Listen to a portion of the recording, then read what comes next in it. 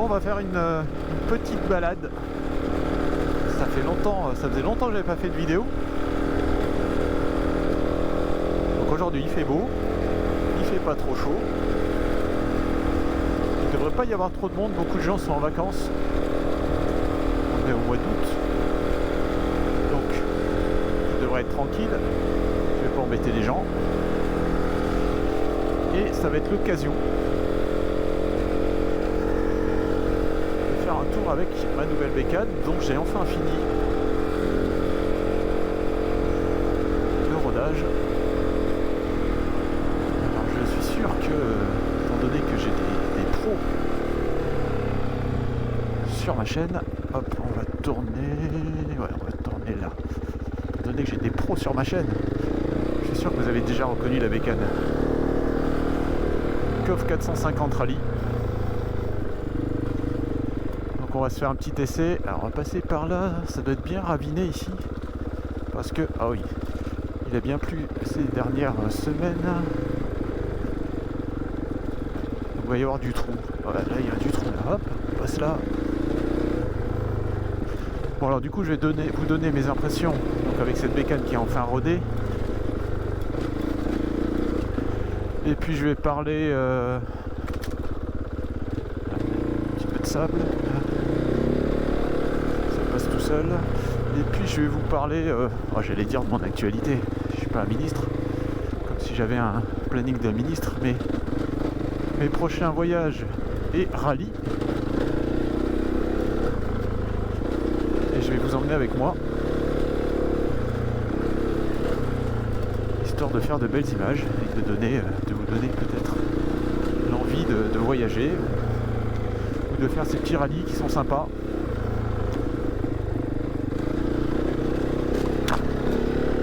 Un coup de branche là.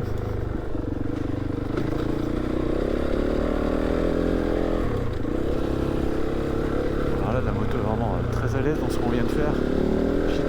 Suspension. Largement meilleur que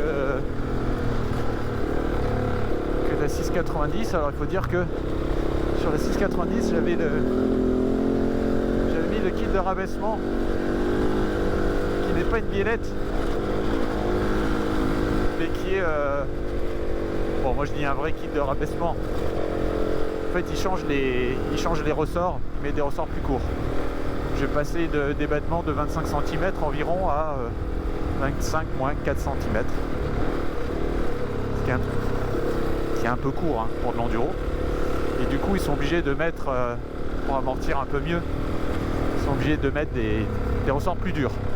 Donc ça faisait une moto un peu pas forcément désagréable dès que le terrain était très abîmé.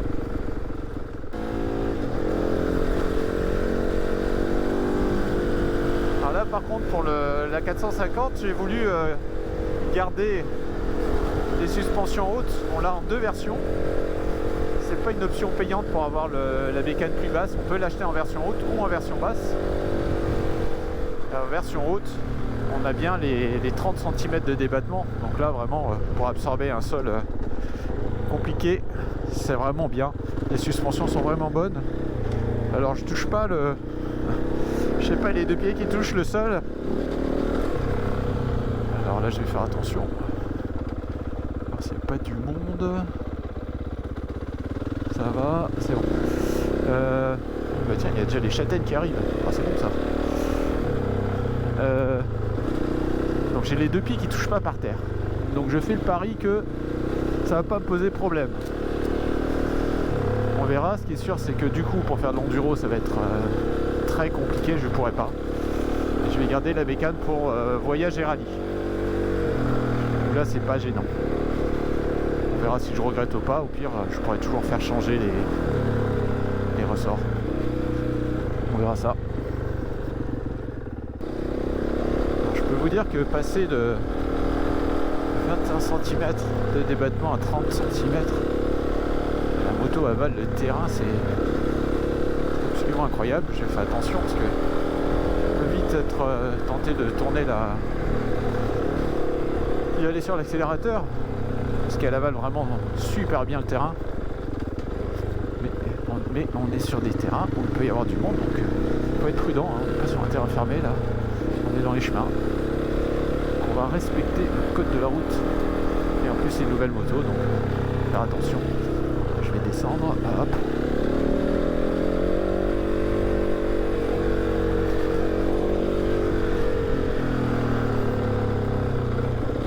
Alors pour ce qui est des options, j'ai pas pris 50 trucs parce que la bécane est très bien d'origine. Donc ça c'est un de ses points forts.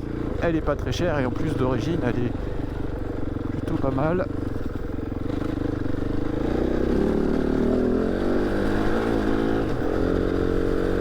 Il y a un peu de sable, il faut y aller un peu.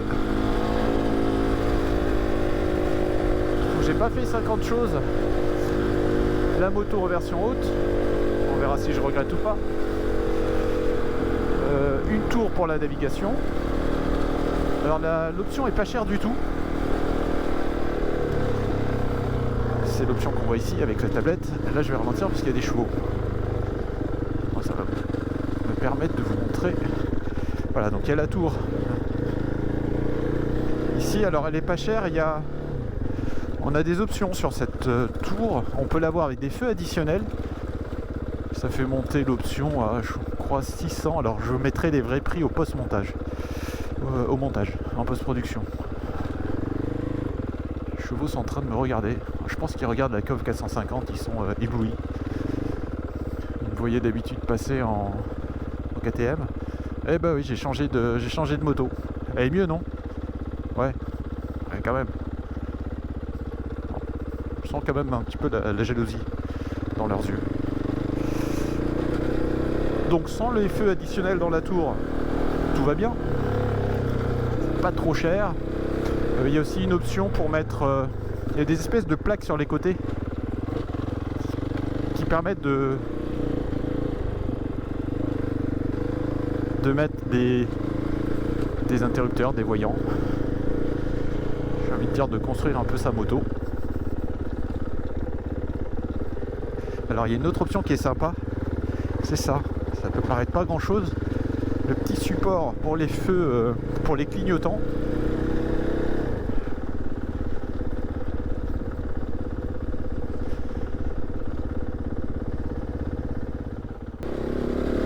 Bon alors là on va tester une petite montée où il y a de la caillasse. Je prends un chemin que j'ai souvent fait avec la KTM pour pouvoir comparer justement. Ok, ici on a une petite montée mais bon ça se voit pas trop à la caméra, ça monte légèrement. Et il y a beaucoup de caillasse, enfin, surtout sur la fin. Donc voilà, non, ça la fait rire.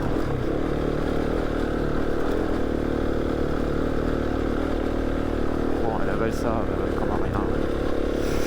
Ok, aucun intérêt. Avec des suspensions dures de la Quintoche, c'était plus dur. Ça passe tout seul. Donc je disais, autre option, donc la tour, autre option, les petits supports là de clignotants. C'est une option qui est pas chère, que je vous recommande. Je vais m'arrêter. Que je vous recommande, ça déplace un peu les clignotants qui sont sur le côté ici.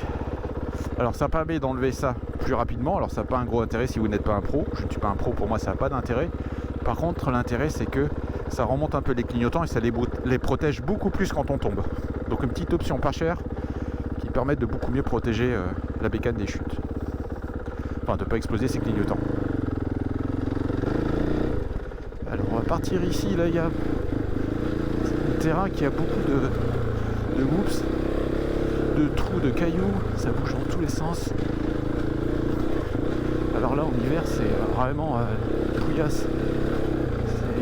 Un marécage ici en hiver. C'est bien, il n'y a personne. Samedi plus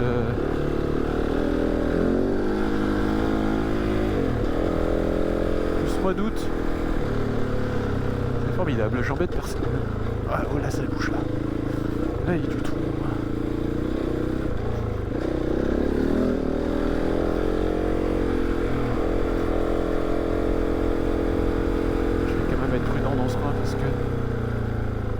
fois il y a des chevaux, on va pas leur faire peur.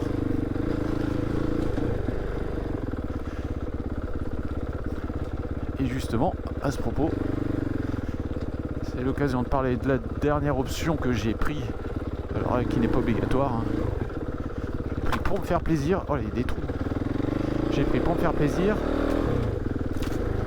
Je vais vous le montrer après. C'est le kit Haro. Alors, il faut savoir qu'ils ont plusieurs kits performance.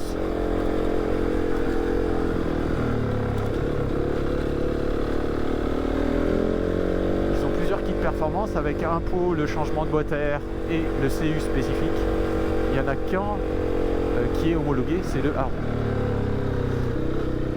Alors il faut savoir que les autres donc sont pas homologués d'une part et en plus font un bruit, ça, vraiment ça casse les oreilles. Pour moi c'est trop. Et le Haro c'est le plus soft. Le Haro est à peu près bon. Attention qu'il n'y ait personne ici. Bon. On est bon. Derrière le virage. Okay. Je me suis fait plaisir avec le kit Haro. Alors il est un poil bruyant je trouve pour moi. Beaucoup moins que les autres mais un poil bruyant quand même. Mais j'ai l'impression que c'est pas tellement le pot, c'est plutôt la boîte à air que je vous montrerai tout à l'heure. J'ai l'impression que le bruit vient surtout d'elle. Tout ça qui me casse les oreilles.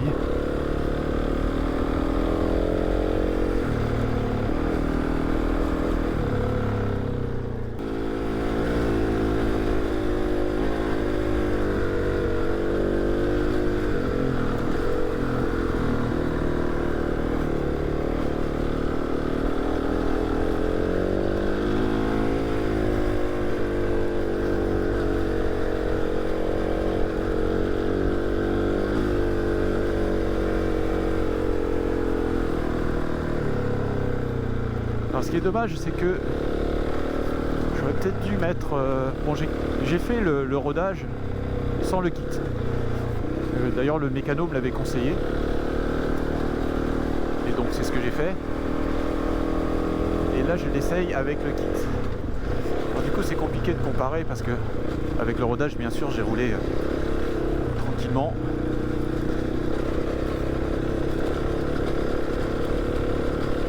Là je peux y aller un peu plus donc ça va être compliqué de vous dire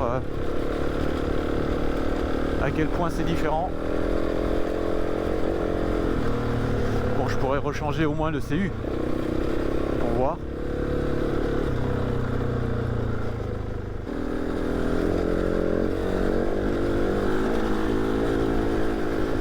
Putain, mais elle avale absolument tout cette brique, il faut y aller à fond. Plus on va vite, plus les suspensions absorbe. Faire attention, il y a un peu de monde là. On est bon. Alors là, on va aller sur un terrain plutôt sablonneux, avec un peu de caillasse, un peu de racines. On va voir comment elle se comporte. Alors, étant donné que je vois une voiture, ça veut dire qu'il y a sûrement quelqu'un qui se promène avec des chiens. Donc, on va être prudent. Ça sent la promenade de toutou.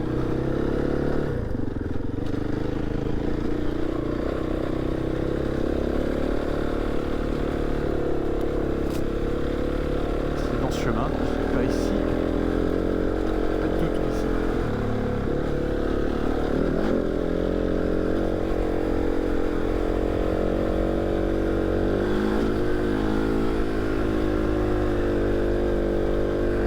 Ça passe tout seul. Je crois que je vais avoir le syndrome d'un gars qui a acheté une coque qui m'avait dit j'ai peur d'une chose avec la coque, c'est que ça devient du coup trop facile. J'espère que je vais pas avoir ce syndrome.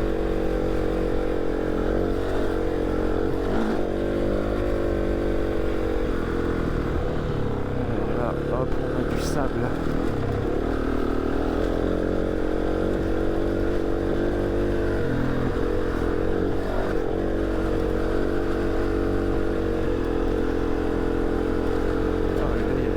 Qui sont passés. Je vois des traces. Je prends la roue dedans. Il va falloir accélérer. Là, il y a des mecs, j'ai déjà croisé des gars en enduro ici. ça passe tout seul, sachant qu'en plus j'ai même pas, maintenant que j'y pense, je vais même pas diminuer la pression des pneus. Là je dois être à 2 kg. Je vais même pas diminuer la pression des pneus.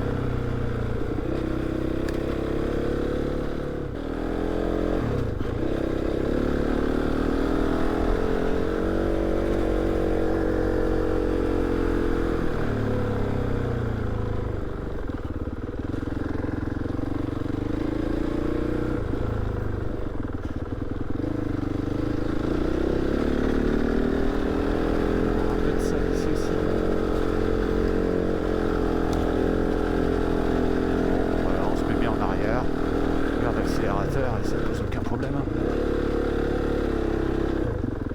Ça pose aucun problème, ça passe tout seul. Bon, alors peut-être que certains ont remarqué un petit truc. Ceci, le voyant de l'injecteur qui est allumé. C'est dû à un petit réglage que le mécano doit me faire.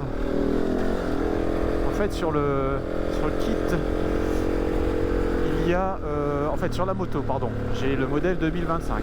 Le modèle 2025 a 2 sondes lambda, elle a la norme Euro 5. Et sur le Poirot, en fait on ne peut mettre qu'une sonde. Donc il y a la deuxième qui pendouille dans le châssis et il faut la désactiver. Donc là en fait c'est une erreur qui revient de l'injecteur, enfin du petit boîtier qui pilote un peu tout ça et qui nous dit j'ai un problème avec la deuxième sonde. Alors il avait désactivé la deuxième sonde mais visiblement ça tient pas. Il m'avait dit que peut-être il n'arriverait pas, enfin il n'était pas très sûr de lui. Et il m'a dit bon si le voyant réapparaît, vous me le dites, donc il faut que je passe le voir. Et voilà, il va appeler COV pour leur demander comment régler ce petit problème. Alors c'est un petit problème. C'est un problème sans en être un, hein. Ça change pas du tout le comportement de la bécane. Hein. Ça change pas le moteur, ça fait rien du tout. Même des doutes sur l'utilité de cette deuxième sonde.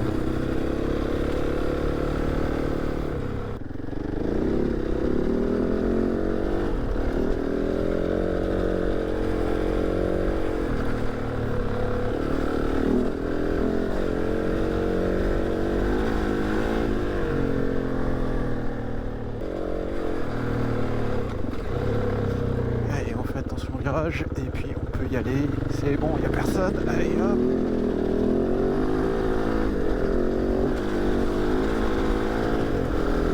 Un peu de terre, un peu de sable, pardon.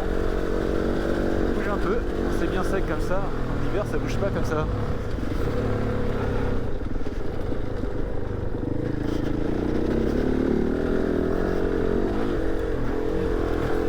Alors là on n'a pas de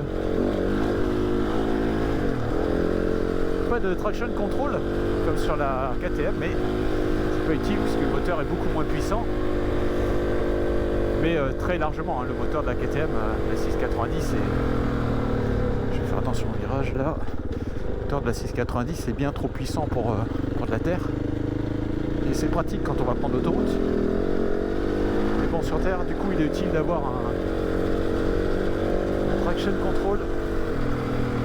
Là on a un 450, donc le moteur est plutôt doux, surtout en bas. On peut presque être un petit peu déçu du moteur en bas, parce qu'il y a des 450 qui sont extrêmement péchus. Alors, les deux moteurs sont radicalement différents, mais on s'en doute, hein. Il y a un 700 contre un 450. On se doute qu'il va y avoir de grosses différences.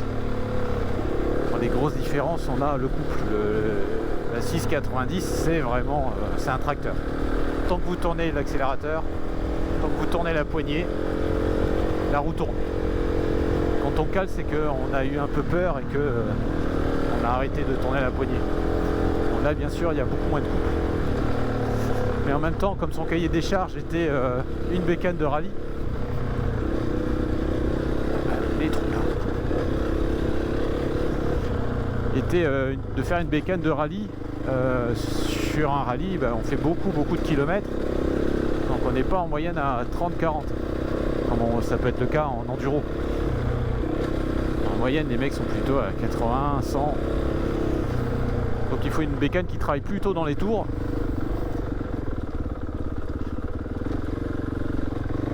Et là c'est ce qu'on a, on sent qu'elle est à l'aise à partir de 6000 tours. À partir de 6000 tours, le moteur est génial.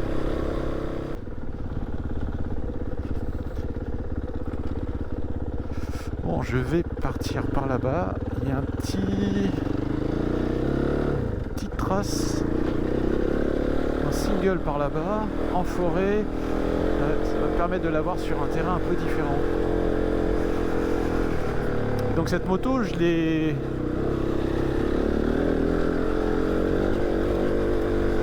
connue en regardant une vidéo d'Amix Test. J'imagine que vous connaissez la chaîne. Les gars l'avaient testé. Et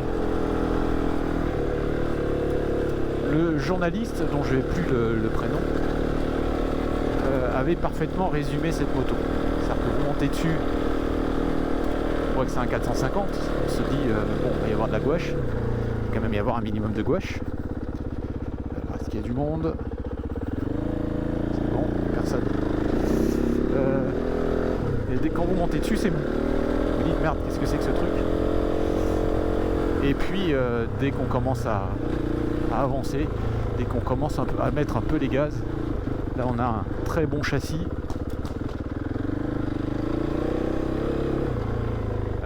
Elle est plus à l'aise dans les tours et on a en fait une bécane extraordinaire. Comme il le résume très bien, la magie opère. Il faut aller la chercher dans les tours, elle est faite pour attaquer. Elle n'est pas faite pour faire de l'enduro, même si on peut s'amuser à faire de l'enduro un peu léger, mais je pense que si on la prend comme bécane d'enduro, parce qu'on aime bien, je sais pas, son look par exemple, on risque d'être déçu. Moi je la prendrai pas pour de l'enduro. Du monde, c'est bon.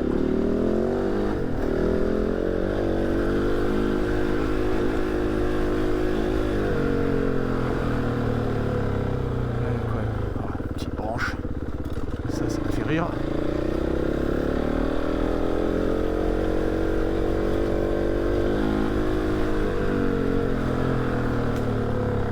Donc voilà, faut bien avoir en tête que c'est pas une bécane polyvalente. Il y a du monde, non. C'est pas une bécane polyvalente, hein. C'est vraiment une bécane de rallye. Pour les voyages, la charger c'est très compliqué. C'est exactement comme la 690. La 690, comme la bécane est légère, ce sont des bécanes qui font aux alentours des 150 kg, hein, une fois qu'on a fait le plein. La bécane est légère, dès qu'on la charge un peu pour le voyage, on perd complètement l'avant. Alors si c'est pour prendre la route, aller à un point bas, la décharger, je sais pas, à l'hôtel si on voyage et ensuite rouler 2-3 jours dans le coin, ça va aller. Mais si vous voulez avaler les pistes en étant chargé, elle est limite dangereuse parce qu'à l'avant il n'y a plus rien. Et celle-là est exactement pareil. Comme la 690, quand on la charge, à l'avant ça devient très compliqué. Donc il faut être conscient de ça. C'est pas une bécane polyvalente, elle a beau être classée dans trail. Et par trail, souvent on entend bécane polyvalente, là on n'y est pas. Bon, mais ceci dit, elle n'annonce pas être polyvalente, hein. C'est marqué dessus. KOF 450 Rallye. Donc, on ne pourra pas lui faire de reproches sur quelque chose qu'elle n'annonce pas.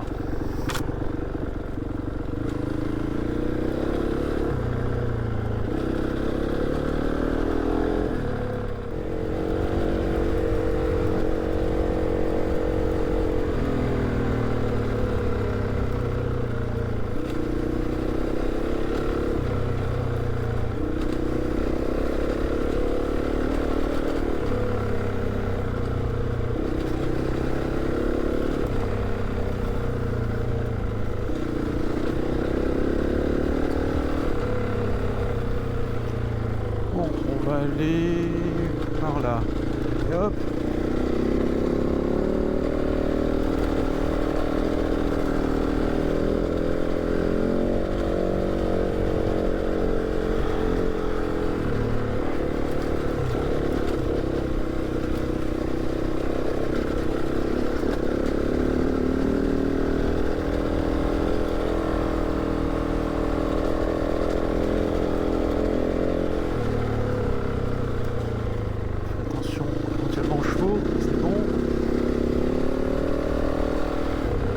se faire embarquer. La bécane est tellement facile. On se fait vite embarquer par la vitesse. Il faut être prudent. Pas sur un terrain fermé. On y va pépère.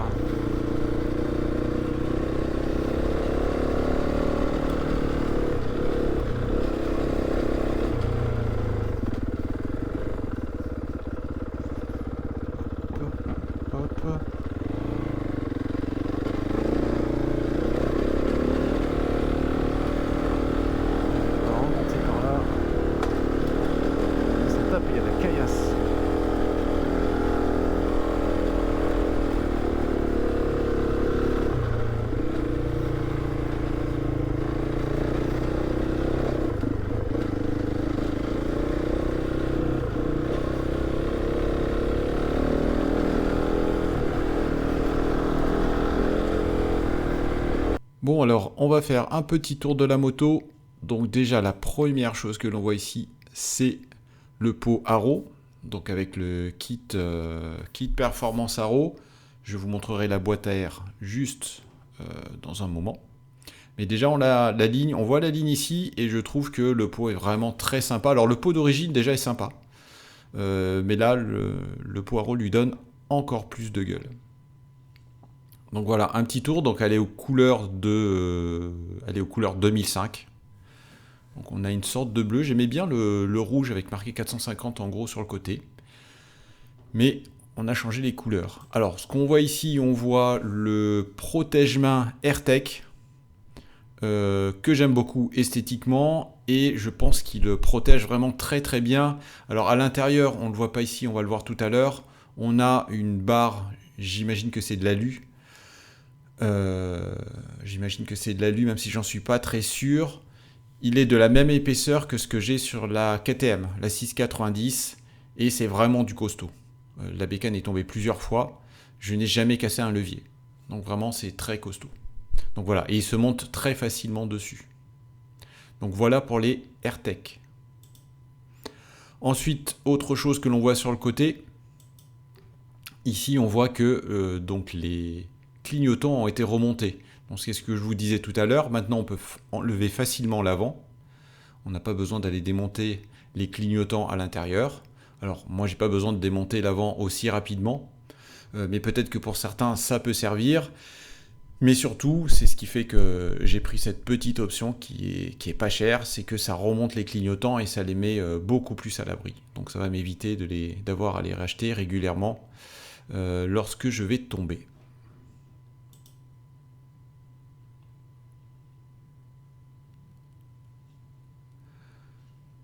Donc ensuite, sous la selle, on va voir la chambre, le nouveau filtre à air. Donc ce que l'on voit ici en jaune, le filtre à air est changé avec le kit Performance Haro. On a un filtre à air qui est en fait un type de filtre qui est un peu différent, qui est beaucoup plus fin que le filtre à air papier. Donc il y a beaucoup plus d'air qui rentre dans le moteur, ce qui augmente la performance.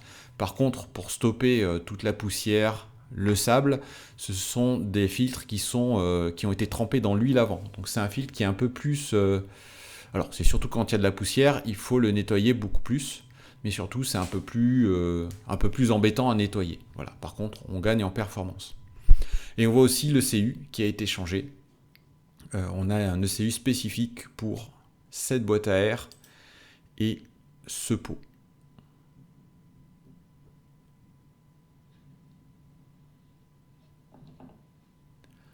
Alors ensuite sur le poste de commande, on va dire que j'ai toujours mon ancienne tablette que j'ai récupérée de la KTM.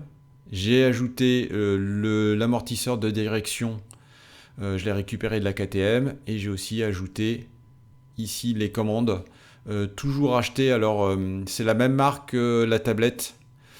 Je ne me rappelle plus de la marque, ça va m'en revenir. Torque Racing, voilà. Donc c'est la commande de Torque Racing ici, d'accord. Donc ça, pareil, c'est que de la récup de la KTM. Alors là, on va se monter le petit pierrier. On va voir ce que ça donne par rapport à la 690. qu'il a moins de difficultés, mais c'est juste voir les différences de comportement.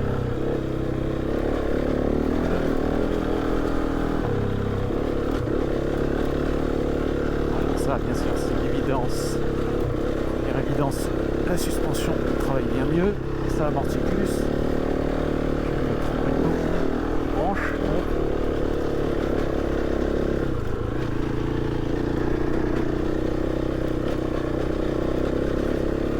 Ça monte, ça grimpe.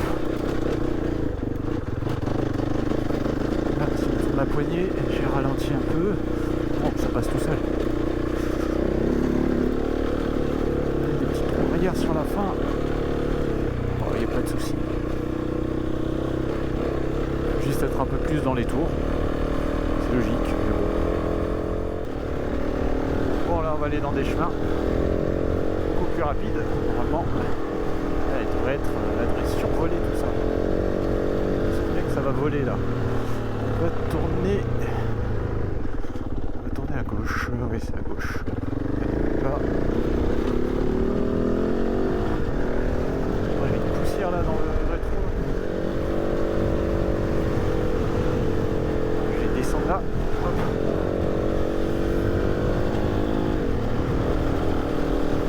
Alors, il faut que je vous parle de mes prochains voyages et rallyes. Je vais descendre là dans pas longtemps dans les Alpes italiennes. Je vais aller faire le fort Jaffero et un petit peu tout ce qui est autour. J'ai jamais fait. Donc ça va être l'occasion d'aller voir tout ça. Je vais essayer de vous ramener de belles images.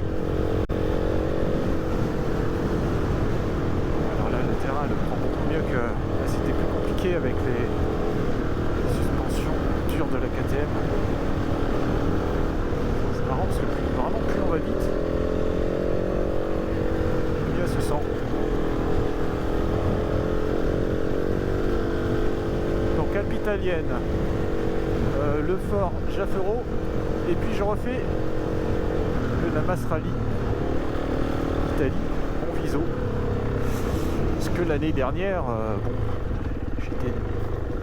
j'étais allé là-bas vraiment les mains dans les poches. Je m'étais dit que je me laisserais guider, je suivrais un peu le groupe. Sauf que j'avais oublié que dans ces trucs, en fait, on fait la course un peu tout seul. J'ai eu énormément de points En fait, j'ai eu tous les points de pénalité parce que je sais pas si je l'avais dit dans la dernière vidéo. En fait, on fait des liaisons et des spéciales. Il faut prouver qu'on a fait le trajet en enregistrant toute la journée. Donc la première journée, je ne l'ai pas fait. Du coup, je n'ai pas pu prouver que j'avais bien fait toutes les liaisons et toutes les spéciales. Je pensais que seul ce qui était remonté par Terra Pirata suffisait, mais en fait non, il faut tout enregistrer. Donc j'ai eu les pénalités max. Donc on était un petit groupe à être tout en bas du classement avec un nombre de points fou. Alors ils auraient pu afficher plus l'infini, ça aurait été pareil. Donc cette année je vais pas me faire avoir, je vais bien tout enregistrer. Je vais faire attention. Ah oui, une chose auquel j'avais pas fait attention, c'est qu'il faut et où là? Je vais aller par là.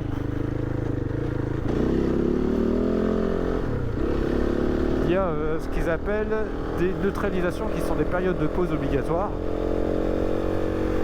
Alors bon, là sur un petit rallye comme ça, c'est pas utile, mais c'est juste pour nous habituer à ça pour des rallyes plus sérieux. Donc par exemple la pause de midi, il y avait une neutralisation de 25 minutes. Et moi des fois j'ai mangé en un quart d'heure. Là encore, je me suis pris des pelletés de points de pénalité. Je vais pas me faire avoir cette fois-ci. Je vais essayer de faire ce petit rallye sérieusement pour voir où je me situe.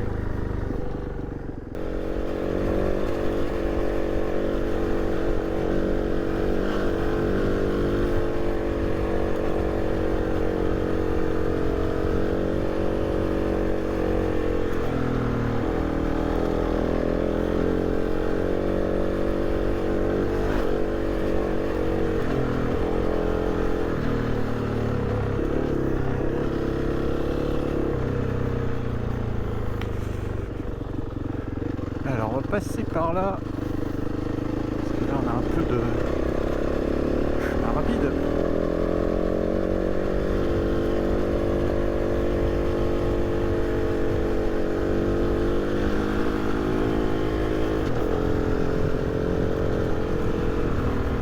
Rapide, mais il y a des gros trous de temps en temps. Faut faire attention. Alors par là, en hiver, vous m'avez déjà vu passer des bourbiers énormes, c'est une terre très argileuse. Voilà. Donc une terre très argileuse en hiver, c'est une catastrophe pour passer parce que même si on a des très bons pneus, c'est difficile parce que la boue s'accroche aux pneus. Et on se retrouve rapidement avec des pneus lisses. On pourrait penser qu'en été, il n'y a plus de soucis avec cette boue argileuse. Si, il y en a encore parce que en été, ça sèche, ça fait, je vais dire, de la poterie. Et on roule sur un truc qui est dur comme du béton. Et donc elle nous embête aussi l'hiver. Bon, mais c'est pas grave, on aime ça. On n'est pas venu rouler sur du bitume.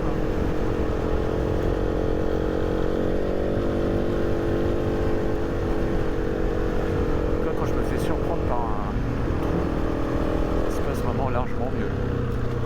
Hop, c'est plus facilement gérable, ça absorbe mieux, plus maniable. Hop, bon, je passe par là ou par là? Je vais passer par... Je crois que c'est là-bas qu'il faut que j'aille.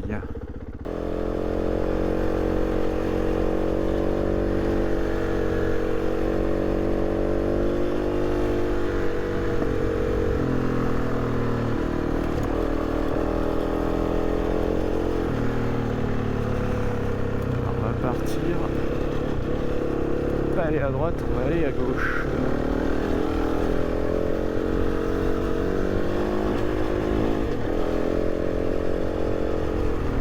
Je vais faire attention au virage ici, s'il y a du monde derrière, sinon on va pouvoir y aller. Là c'est bon, personne.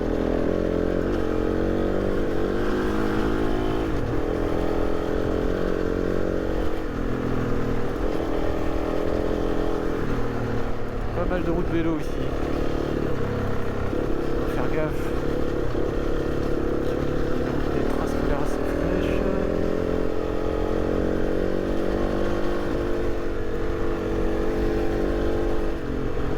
Un petit peu de sable ici on sent.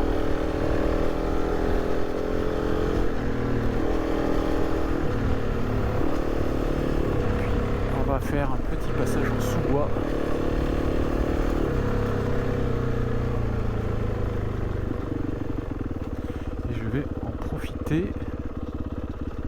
Pour vous parler de mon autre rallye parce que je me suis inscrit donc au Lamas Rally Italie pour le refaire sérieusement pour voir où je me situe, mais je me suis inscrit au Lamas Rally Maroc. Donc là ça va être plus sérieux, 1500 km dans le désert sur une semaine, ça va moins rigoler. Alors je sais toujours pas, je viens juste de m'inscrire, hein, je sais toujours pas comment je vais porter la moto là-bas. Alors la moto là-bas ça me trouble pas plus que ça, ce que je sais pas c'est comment amener tout mon matériel, ma caisse à outils, des pneus, de quoi faire une vidange. Je sais pas comment je vais amener tout ça là-bas. Alors je vais profiter du Lamas Rally Italie qui est dans 3-4 semaines maintenant. Dans 3-4 semaines pour voir s'il y a quelques personnes qui peuvent me donner des tuyaux. Des sociétés qui transportent moto plus matériel jusqu'au Maroc, j'en suis sûr. Je suis sûr que ça existe. Là, ça va être au départ d'Île-de-France. Parce que j'ai à peu près, sinon j'ai plusieurs solutions. Descendre avec un utilitaire, faire au moins la moitié du chemin jusqu'à 7, où ensuite il faudra prendre le bateau pour Tanger ou Nador. Et là après éventuellement je peux finir en chargeant un peu la moto comme une mule Bon, puis après la course, je la ferai, ce sera léger quoi. Pendant la course, j'aurai plus de soucis. J'aurai juste à faire Nador ou Tanger. Je crois que la course commence à Airfood de mémoire.